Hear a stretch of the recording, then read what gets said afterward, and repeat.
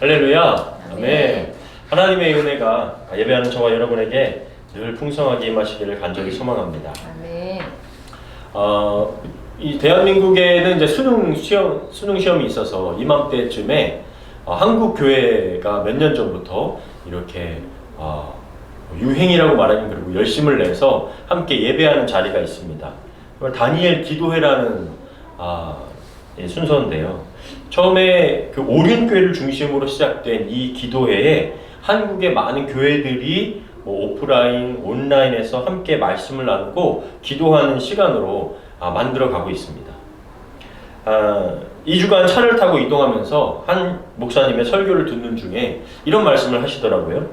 우리 인생이 하나님 앞에서 이 감사함과 섭섭함 사이를 살고 있다. 잘 될 때는 하나님께 감사하다가 인생의 어려움과 고난이 닥치면 하나님, 저 지금 힘든 거 모르시냐고, 저의 어려움이 지금 안 보이시냐고, 왜 가만히 계시냐고 섭섭해 한다는 것이죠. 저도 목사지만 참 많이 공감이 됐었습니다. 그런데 이런 감사함과 섭섭함을 누리는 삶에서 중요한 것은 우리 그리스도인들이 때로는 그 섭섭함 속에서 전능하신 하나님이 함께 하심을 믿음으로 고백하며 섭섭함의 자리에 머물러 있는 게 아니라 감사의 자리로 나아가는 것이 중요하다. 이런 말씀을 하시더라고요. 맞습니다. 우리는 신앙생활 하면서 어려움 속에 있다가 혹은 아픔 속에 있다가 이렇게 갑자기 전화위복이 되는 수많은 간증들을 들으면서 나에게도 그런 인생 역전이 일어나는 사건이 있기를 굉장히 원하고 바랍니다. 그 일이 내일 되기를, 갑자기 나에게 뭔가 좋은 일이 탁 생겨나기를. 하지만 대부분의 그리스도인들은 그런 기적이 없이 아픔과 함께, 또 슬픔과 함께, 또 때로는 고통과 함께 동행하며 그 가운데서도 믿음을 지켜나가며 사는 사람들이 대부분이라는 거죠. 우리가 가끔 듣는 그 놀라운 기적은 1000분의 1, 10,000분의 1인 사건이기에 그런 일이 나에게 일어나기만을 바라고 원하면서 하나님 앞에 그런 삶을 원하면서 살 것이 아니라 나의 일 지으신 하나님을 바라보면서 감사하고 적은 일에도 행복해하고 하나님께 예배하는 것을 더 축복으로 여기며 살아가는 것이 더 감사의 삶이라는 것을 우리는 기억해야 할 줄 믿습니다. 그런 의미에서 우리가 살고 있는 인생이라고 하면 출애굽을 한 이스라엘 백성들이 겪고 있는 광야의 사건과 아주 비슷하다는 것을 느낄 수가 있습니다. 애굽에서 종살이 하던 이스라엘 백성이 하나님께서 보낸 모세를 통해서 출애굽을 하게 되죠. 우리도 하나님의 독생자 아들 예수 그리스도를 통해 죄의 종노릇하던 애굽에서 벗어나 하나님의 자녀가 되었고 하나님의 나라를 소망하며 살게 되었습니다. 그러나 출애굽을 하고 나면 모든 것이 끝난 것, 모든 것이 편안하게 되고 안전할 줄 알았지만 젖과 꿀이 흐르는 가나안 땅에 도착하기까지는 하나님의 백성이 되는, 또 하나님의 백성으로서의 훈련과 연단의 광야가 펼쳐져 있다는 겁니다. 바로 이 지점이 인생이라는 광야를 살아가는 우리와 아주 닮아 있는 부분입니다. 하나님이 분명히 우리와 함께 하심을 알면서도 거친 광야를 걷기도 하고 멈추기도 하고 전쟁을 치르기도 하고 순종의 훈련을 해야 하는 그 일들이 우리 인생의 그 광야 속에 계속해서 반복적으로 일어납니다. 광야를 행진하는 이스라엘 진영 가운데 성막이 중심에 있듯 하나님께서 우리 인생의 중심 되심을 발견하고 인정하며 하나님 나라에 도착할 때까지 이 우리의 삶이나 인생이란 여정을 계속해서 행진해 나아가고 있는 겁니다. 기쁨과 슬픔과 어려움과 또 그런 아픔을 겪어 나가며 함께 나가는 것이죠. 그런데 이런 말이 있더라고요. 안 되는 사람은 안 되는 이유를 찾고 되는 사람은 되는 이유를 찾는다. 수많은 이스라엘 백성들이 하나님의 백성이 되었음에도 이집트의 노예로 지내던 근성 때문인지 혹은 이집트보다 나은 삶을 원했던 건지 그들의 입에서 불평과 원망이 끊어지지가 않았습니다. 민수기 11장 4절 5절. 이스라엘 백성 가운데 섞여 있는 외국인들이 과거에 먹었던 좋은 음식들을 들먹이자 이스라엘 백성이 다시 울며 고기 좀 먹어봤으면 우리가 이집트에서는 생선, 오이, 참외, 부추, 파, 마늘을 마음대로 먹을 수 있었는데, 이 우리가 지금 방금 읽은 이 본문은요, 이미 하나님께서 일용할 양식인 뭐죠? 매일같이 먹을 수 있었던 만나를 주셔서 그 일용할 양식, 매일의 양식에 부족함이 없던 시기입니다. 그런데 이제 만나가 적응이 되니까 만나로 채워주신 기쁨과 감격은 다 어디로 갔는지 사라지고 만나밖에는 없다고 불평하는 거죠. 밥만으로는 안 되고 이젠 디저트가 필요하고 입이 즐거웠으면 하는 사치를 부리기 시작한 것입니다. 우리가 너무나 잘 알고 있지만 이 불평과 원망은 어떻게 되죠? 옆 사람에게 전염됩니다. 아마 이 코비드보다도 무서운 게 이 원망과 불평, 비방입니다. 이건요, 사실관계를 따지기도 전에 선입관이라는 색안경을 끼워버리고요, 누군가를 악인으로 만들어버리기도 하고요, 좋은 것을 나쁜 것으로 만들어버리기도 하고, 하지도 않은 일을 한 일로 만들어버리기도 하고, 사실이 아닌 걸 사실로 만들어버리기도 합니다. 전염성이 너무나도 강해서 이 몇 사람의 불평은 곧 전체로 다 퍼져버리고 맙니다. 이스라엘 백성들이 이집트에서 생고생을 하며 노예로 살던 그 고생하던 것은 싹 잊어버리고 자신들이 마치 애굽에서 대접받았고 좋은 것을 먹었던 것처럼 기억을 아주 만들어내고 있습니다. 그러면서 원망과 불평을 한없이 쏟아내고 있습니다. 이런 백성들의 원망 불평이 듣기 싫고 지쳤던 모세도 기도를 하면서 하나님 앞에 그 원망을 받았던 것을 싹 모아서 하나님 앞에 패스를 하게 되는 모습이 바로 민수기 11장 12절부터 15절에 나옵니다. 한 절씩 한번 읽어보도록 하겠습니다. 그들이 나의 자녀들입니까? 내가 그들의 아버지라도 됩니까? 어째서 나에게 유모가 젖먹는 아기를 품듯 이 백성을 품고 그들 조상들에게 약속하신 땅으로 들어가라고 하십니까? 12절. 이 모든 백성이 먹을 고기를 내가 어디서 구할 수 있겠습니까? 그들은 지금 울면서 고기를 달라고 아우성치고 있습니다. 이 백성에 대한 책임이 너무 무거워 나 혼자서는 이들을 데리고 갈 수 없습니다. 주께서 나를 이렇게 대하시려거든 차라리 나를 죽여 나의 이 비참한 모습을 보지 않게 해 주십시오. 이것이 나에게 은혜를 베푸시는 길입니다.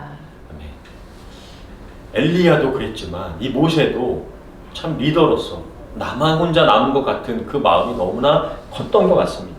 지면의 온유함이 다른 어떤 사람보다 크다고 칭찬받았던 이 모세도 이렇게 하나님 앞에 하소연을 했을 정도인데, 참다 나를 죽여 더 이상 이런 모습 보지 않게 해주십시오. 이게 나에게 은혜를 베푸는 것입니다 라고 모세도 하나님 앞에 하소연을 합니다. 이렇게 컴플레인이 가득한 상황에서 하나님은 어떻게 하실까요? 여러분께서 하나님이시라면 이거 어떻게 하시겠습니까? 막 승질이 나죠. 도대체 얘네들은 언제까지 채워줘야 되는 거야? 어떻게까지 해줘야 되는 거야? 라는 마음이 올라옵니다. 제가 말씀을 읽다 보니까요, 하나님께서도 지금 약간 화가 나시는 것 같아요. 이런 신경이 예민해진 대화가 이어지면서, 그래? 고기가 먹고 싶어? 그래, 그럼 한번 너희들 한번 먹어봐. 이런 마음이신 것 같더라고요. 민수기 11장 19절 20절. 여러분은 그 고기를, 모세가 이제 백성들에게 이야기하는 겁니다. 그 고기를 하루나 이틀이나 닷새나 열흘이나 20날 동안만이 아니라 한 달 내내 신물이 나도록 먹을 것입니다. 여러분 가운데 계신 여호와를 거절하고 이집트에서 나온 것을 후회하고 있습니다. 그래? 한 달 동안 먹어봐. 모세가 하나님께 응답을 듣고 백성들에게 한번 신물 나도록 먹어봐라 합니다. 여러분, 우리도 백성들이 하는 이런 원망과 불평의 기도, 나의 배를 위한 기도를 우리도 드릴 때가 있습니다. 그런데 만약 우리가 원하고 바라는 대로 기도하는 모든 것에 하나님께서 다 들어주셨다면 우리가 어떻게 됐을까요? 내가 너희들 한번 신물 나도록 채워줘 볼게. 그래? 돈 원해? 물질 원해? 부유해지길 원해? 한번 채워줘 볼게. 그렇다면 우리가 아무리 신앙이 있다고 해도 하나님을 저버리지 않고 감사하며 살 수 있을까요? 정말 하나님의 은혜임을 기억하고 하나님의 영광을 위하여 살 수 있을까요? 이스라엘 백성을 보면 목마르다고 물 채워줬더니 먹을 것 찾고 만나로 채웠더니 고기 달라고 하고, 이 부분을 보면서 우리가 이런 식으로 다른 식으로 생각할 수 있습니다.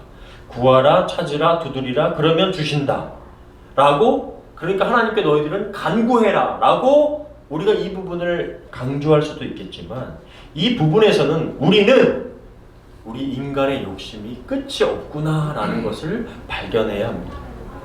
눈에 보이는 대로, 달라는 대로, 갖고 싶은 대로, 먹고 싶은 대로, 취하고 싶은 대로 다 이루어 주셨다면, 아무리 목사, 장로, 권사, 목사, 할아버지라고 해도 하나님이 내 삶의 중심 되심을 고백하며 살지 않고 욕심과 탐욕이 주인되어 내가 원하는 대로 살며 내 자신이 우상된 삶을 살 수 있는 가능성이 더 크다는 것을 알아야 하는 것이죠. 가끔 TV를 통해서 젊은 연예인들이 갑작스럽게 돈이나 인기를 얻음으로 인해서 자신의 감정을 다스리기가 어려워지고 마음을 통제할 수 없어서 술이나 마약이나 도박에 중독되어서 아직 인생에 많은 시간이 있음에도 중독 하차를 하는 경우를 보게 됩니다. 갑자기 생긴 권력, 명예가 생겼는데 수많은 정치인들이 그것을 어떻게 사용해야 하고 무엇을 위해, 누구를 위해 써야 할지 모른 채 그 권위를 휘두르면 국가와 단체, 가정이 힘들어진다는 것을 절실히 보게 됩니다. 반대로 무명의 시간을 오랫동안 겪으면서 일희일비하지 않고 묵묵히 견디고 무엇이 더 중요한 가치인지를 깨달은 사람에게 인기와 명예를 얻었을 때 끝까지 자신의 자리를 지키고 최선을 다하는 사람도 보게 됩니다. 오늘 민수기 11장은 이 인생이라는 광야길에 탐욕이 너의 주인 되지 않게 하라, 내 자신이 너의 주인 되지 않게 하라, 하나님께서 너를 먹이시는 주인 되시며 하나님께서 너의 영광 되신다는 것을 말씀해주고 있는 것이죠. 민수기 11장 31절 32절 어떻게 하나님께서 역사를 하셨는가? 여호와께서 바람을 보내 바다에서부터 메추라기를 몰아 진영과 그 주변 일대에 내리게 하시자 진영에서 사방으로 하룻길 떨어진 지역까지 메추라기가 지상에서 약 1m 높이로 날아다녔다. 그래서 사람들은 그날 밤과 낮 그리고 그 다음 날 저녁까지 메추라기를 잡았는데 가장 적게 잡은 사람도 약 10가마 정도 잡았다. 그리고 그들은 그것을 말리려고 진영 주변 사방에 널어 놓았다. 우리 한 가마가 몇 킬로죠? 이소춘 집사님 잘 아실 것 같아요. 32kg인가요? 쌀 한 가마요. 네. 예전에 보통 한 가마 하면은 80kg짜리로 이렇게 하지 않았나요? 아 그래요? 예. 저도 제가 알기로는 큰 거 한 가마, 예전에 쌀가마 하나 이렇게 하면 80kg로 제가 기억을 하는데 요즘은 그냥 40kg 이렇게 뭐 나오는데요. 40kg, 20kg 이렇게 나오죠. 예, 뭐 정확한 건 아닙니다. 예. 근데 이 바람을 통해서 메추라기를 몰아오셔서 하룻길 떨어진 지역까지 보내주신 거예요. 하룻길 떨어진 지역까지. 그러니까 이스라엘 백성들이 밤, 낮, 그 다음 날까지 그 메추라기를 잡느라고 온 사방 진영을 뛰어다닌 거예요. 적게 잡은 사람도 10가마라고 하셨는데 10가마를요 리터로 환산하니까요 약 2200리터가 됩니다. 우리가 1.5리터, 2리터 콜라 이렇게 보시면 아시잖아요. 근데 2200리터를 한 사람이 잡은 거예요.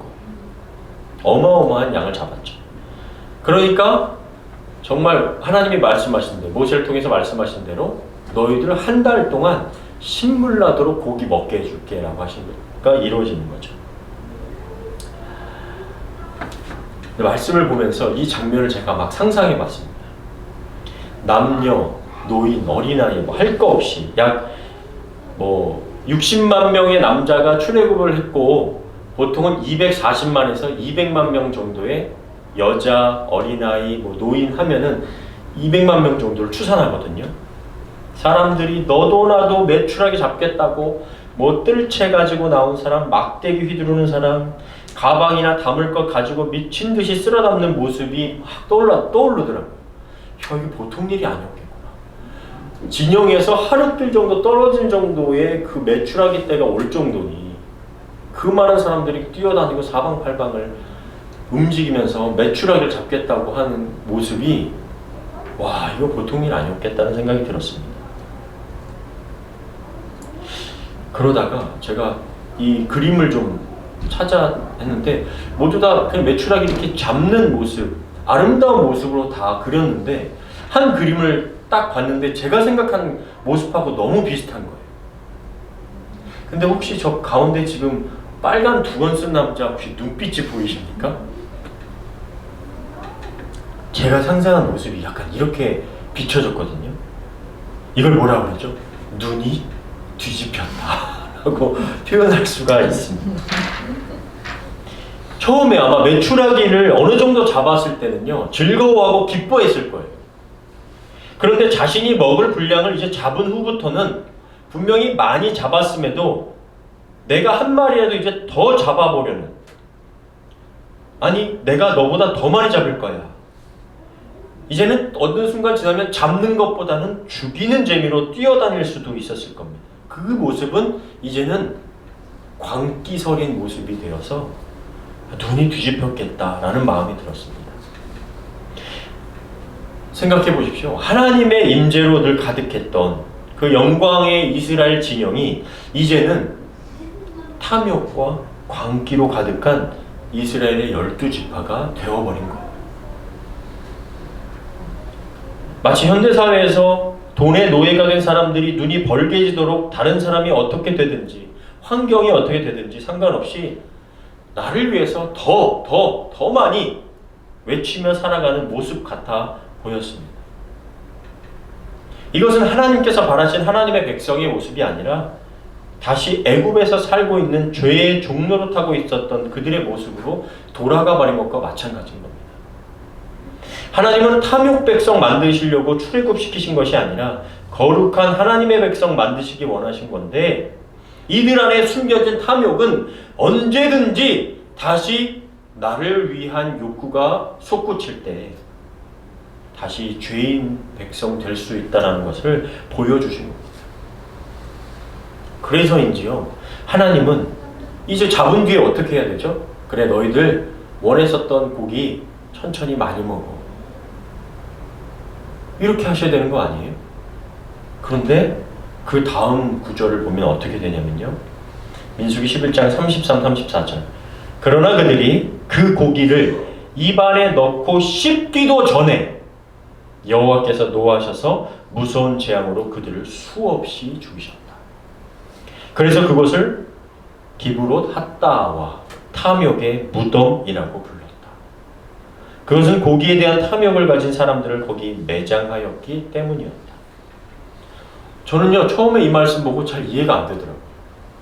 아니, 매출하기 고기를 먹게 하신다고 하셨으면 맛있게 오랫동안 먹게 두시지, 한 달 동안 먹게 해주신다고 하셨고 진영 사방에 말리게까지도 하셨는데 입안에 넣고 씹기도 전에 알 수 없는 재앙으로 노하셔서 수없이 왜 죽게 하셨을까?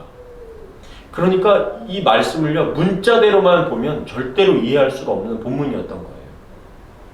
아니, 왜 주었다가 빼앗으시는 것처럼 저는 처음에 느껴지지? 라고 느꼈거든요. 그런데 분명히 말씀하셨어요. 34절에 탐욕이 그들에게 재앙이 되었다. 욕심이 잉태한 즉 죄를 낳고 죄가 장성한 즉 사망을 낳느니라. 이 부분을요, 김기성 목사님은 이렇게 해석을 하더라고요. 풍요라는 환상이 죽음과 밀접하게 연결되어 있다. 이 시대를 살아가는 저희들에게 참 중요한 메시지인 것 같아요. 저희 요즘 굶어 죽는다는 사람 없잖아요. 물론 세계적으로 보면 이렇게 풍성한 삶을 사는 사람들도 많은데 기아로 굶어 죽는 아직도 아프리카의 그런 사람들의 손길이 닿지 않는 곳도 많지만 요즘 우리 시대 속에 굶어 죽는 사람 많지 않습니다. 음식을 남겨서 버리는 건 많아도 그 풍요 가운데 이상하게 정신적인 문제,